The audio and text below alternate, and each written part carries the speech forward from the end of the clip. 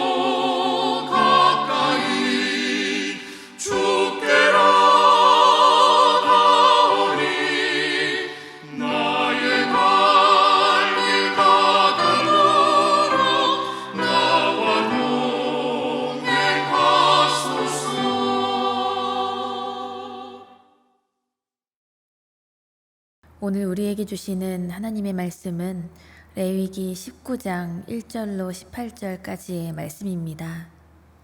여호와께서 모세에게 말씀하여 이르시되 너는 이스라엘 자손의 온 회중에게 말하여 이르라. 너희는 거룩하라. 이는 나 여호와 너희 하나님이 거룩한 민이라. 너희 각 사람은 부모를 경외하고 나의 안식일을 지키라. 나는 너희의 하나님 여호와이니라. 너희는 헛된 것들에게로 향하지 말며 너희를 위하여 신상들을 부어 만들지 말라. 나는 너희의 하나님 여호와이니라. 너희는 화목제물을 여호와께 드릴 때에 기쁘게 받으시도록 드리고 그 제물은 드리는 날과 이튿날에 먹고 셋째 날까지 남았거든 불사르라. 셋째 날에 조금이라도 먹으면 가증한 것이 되어 기쁘게 받으심이 되지 못하고 그것을 먹는 자는 여호와의 성물을 더럽힘으로 말미암아 죄를 담당하리니 그가 그의 백성 중에서 끊어지리라. 너희가 너희의 땅에서 곡식을 거둘 때에 너는 밭 모퉁이까지 다 거두지 말고 내 떨어진 이삭도 줍지 말며 내 포도원의 열매를 다 따지 말며 내 포도원에 떨어진 열매도 줍지 말고 가난한 사람과 거류민을 위하여 버려두라. 나는 너희의 하나님 여호와이니라. 너희는 도둑질하지 말며 속이지 말며 서로 거짓말하지 말며 너희는 내 이름으로 거짓 맹세함으로 내 하나님의 이름을 욕되게 하지 말라. 나는 여호와이니라. 너는 내 이웃을 억압하지 말며 착취하지 말며 품꾼의 삭슬 앞침까지 밤새도록 내게 두지 말며 너는 기먹은 자를 저주하지 말며 맹인 앞에 장애물을 놓지 말고 내 하나님을 경외하라. 나는 여호와이니라. 너희는 재판할 때에 불의를 행하지 말며 가난한 자의 편을 들지 말며 세력 있는 자라고 두둔하지 말고 공의로 사람을 재판할지며 너는 내 백성 중에 돌아다니며 사람을 비방하지 말며 내 이웃의 피를 흘려 이익을 도모하지 말라. 나는 여호와이니라. 너는 내 형제를 마음으로 미워하지 말며 내 이웃을 반드시 견책하라. 그러면 내가 그에 대하여 죄를 담당하지 아니하리라. 원수를 갚지 말며 동포를 원망하지 말며 내 이웃 사랑하기를 내 자신과 같이 사랑하라. 나는 여호와이니라. 아멘. 거룩하신 하나님 감사합니다. 우리를 하나님의 형상 닮은 자녀로 창조하셔서 그 무엇과도 비교할 수 없는 존귀한 자녀로 살아가게 하시니 감사를 드립니다. 하나님 아버지, 우리에게 원하시는 하나님 아버지의 마음을 우리가 기억하고자 합니다. 거룩하신 하나님을 닮아 우리도 구별되어서 거룩한 자녀로 살아가기 원하시는 하나님의 그 뜻하심에 우리가 믿음으로 순종하며 살게 하여 주옵소서. 그래서 이 세상의 허탄한 가치에서 우리의 시선을 돌리고 우리의 참된 소망 대신 하나님만을 주인으로 모시고 하나님을 더욱 사랑하며 살아가기 원합니다. 그래서 예수 그리스도의 십자가 그 놀라우신 사랑의 가치로 이 세상과 이웃과 내가 속한 모든 공동체를 끝까지 사랑할 수 있는 우리의 삶이 되게 하여 주시옵소서. 모든 것을 주님께 맡기며 예수님의 이름으로 기도드립니다. 아멘. 할렐루야. 우리를 하나님의 그 귀한 자녀 삼아주시고 거룩한 예배자로 삼아주신 그 은혜에 감사를 드립니다. 이 시간 말씀을 통해서 하나님 아버지의 마음을 깨달아 아는 그 은혜 안에 우리가 설 수 있기를 간절히 축원합니다. 이 시간에는 레위기 19장의 이 말씀을 가지고 거룩하게 산다는 것이라는 제목으로 말씀을 나누고자 합니다. 우리가 함께 읽은 레위기 19장 말씀은 유대 전통에서 간추린 모세오경이다 라고 불릴 만큼 참 중요한 말씀입니다. 많은 성서학자들이 이 본문의 배경에는 십계명의 말씀이 그곳에 있다 이렇게 보고 있습니다. 이렇듯이 레위기 19장에 담긴 그 내용은 그저 수많은 규례 중에 아무거나 가져와서 엮어놓은 것이 아니라 이스라엘 백성 모두가 기억하고 지켜내야만 하는 하나님 아버지의 명령이 다 담겨져 있는 것입니다. 오늘 본문에서 읽으신 것처럼 2절 말씀에서 너는 이스라엘 자손의 온 회중에게 말하여 이르라. 너희는 거룩하라.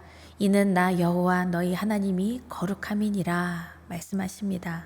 하나님께서 이스라엘 백성들에게 거룩을 요구하고 계십니다.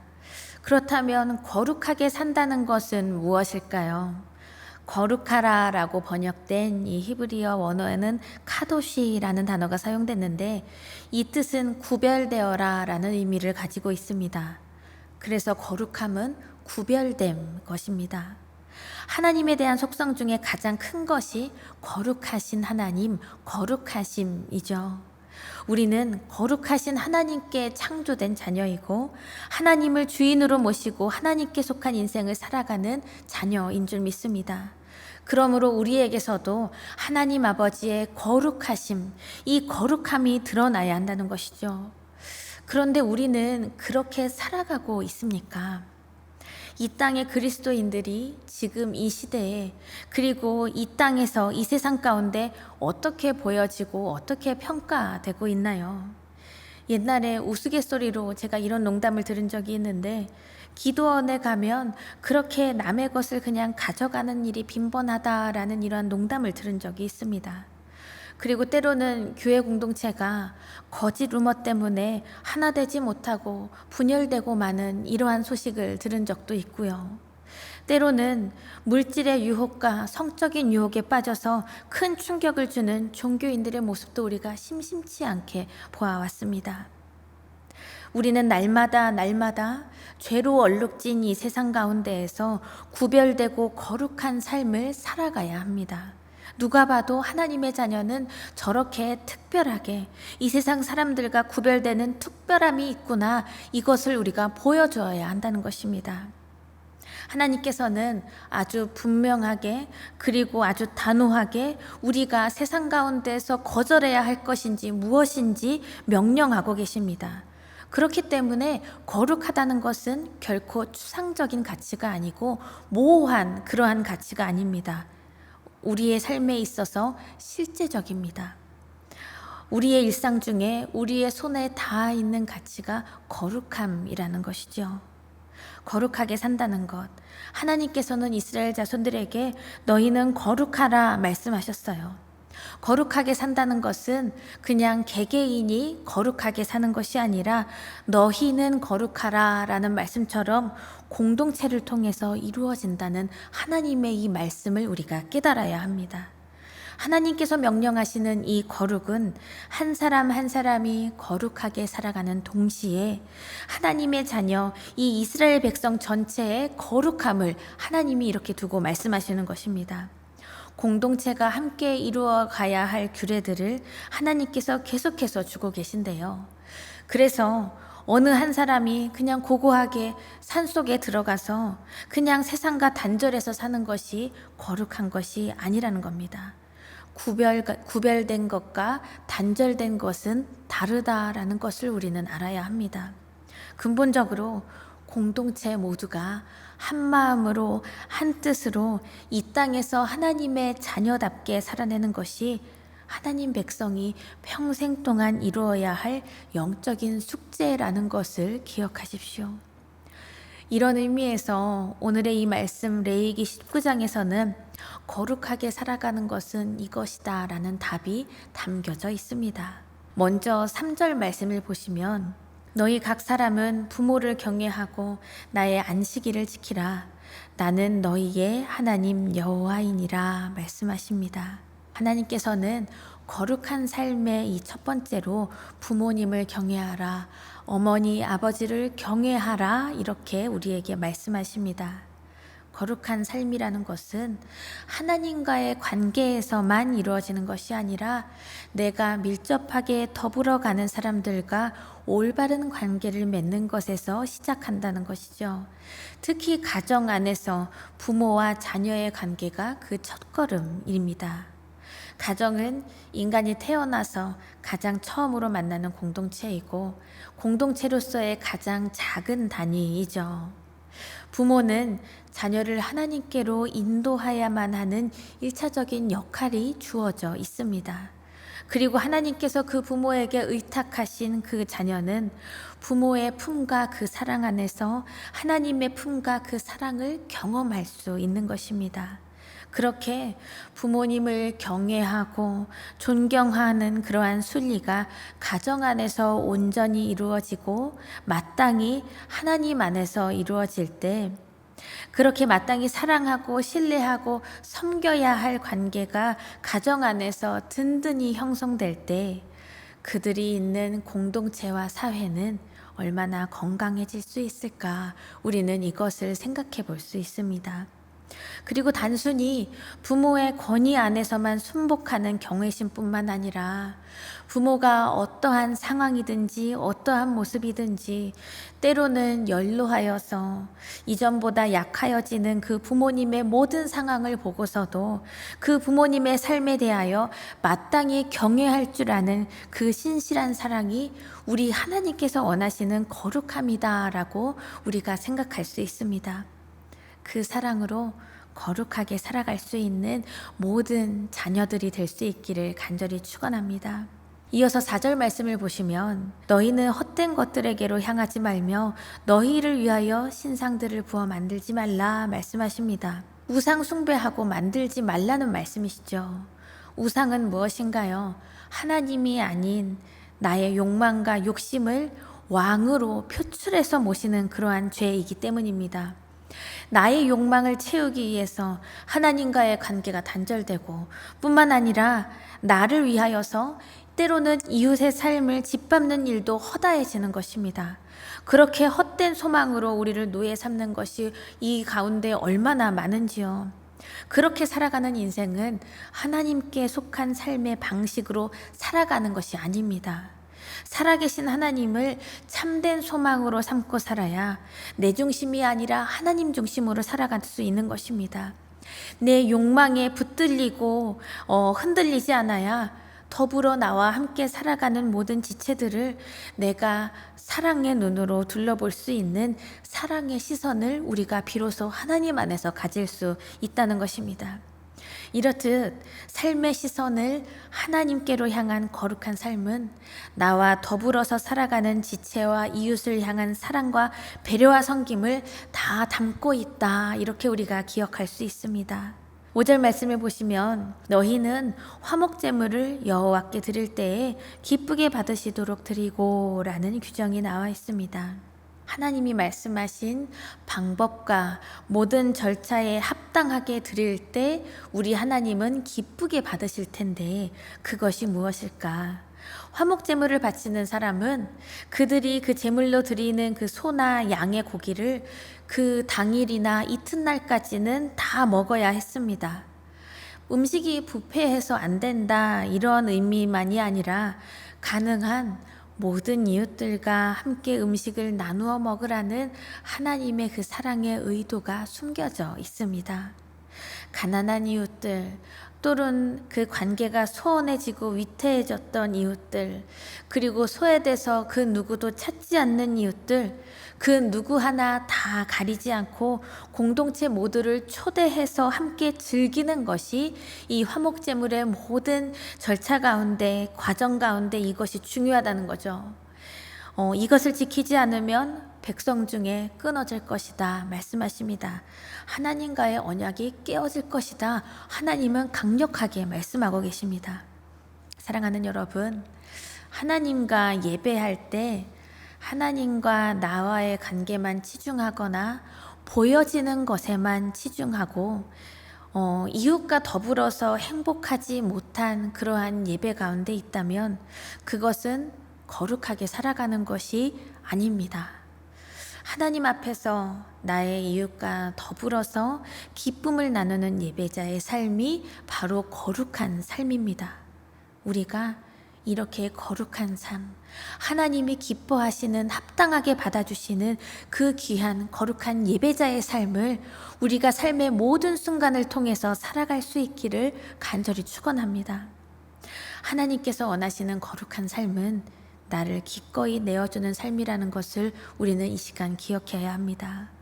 오늘 본문의 9절 10절 말씀을 보시면 밭을 추수할 때의 그러한 상황들도 나와 있는데 밭을 추수할 때 모퉁이는 남겨두고 그리고 또 포도원 열매의 그 포도 열매를 수확할 때에도 가난한 사람과 나그네와 이방인들을 위해서 남겨두어라 말씀하고 있습니다. 모두 다 걷어들이고 오른손이 한 일 다 왼손이 알 수 있도록 자선 행사를 해서 도와라 이것이 아니라 연약하고 어려운 이웃들에게 자연스럽게 그들이 모퉁이의 것을 추수할 수 있도록 추수의 기쁨을 누릴 수 있도록 배려하는 것이 하나님이 원하시는 이웃을 사랑하는 거룩한 삶의 모습이라는 것이죠. 모퉁이까지 다 걷어들이는 것은 세상적인 방법입니다. 다 걷어들이고서 비싸게 이윤을 내야 하는 세상의 이치와 우리는 구별되어 살아가야 합니다. 믿음으로 하나님께서 말씀하신 그 하나님의 말씀에 순종해서 믿음으로 모퉁이를 다 내어주고 하나님의 그 뜻을 의지하면서 사랑을 베푸는 거룩한 삶을 우리는 지금 이 시간부터 계속해서 살아내야 할 것입니다. 사랑하는 여러분, 그렇다면 우리는 지금 하나님의 뜻에 합당하게 거룩한 삶을 살아내고 계십니까? 우리가 착각하는 것이 있다고 말씀드렸죠. 세상과 단절해서 나 혼자 산속에 들어간 것이 또 거룩한 것이겠지.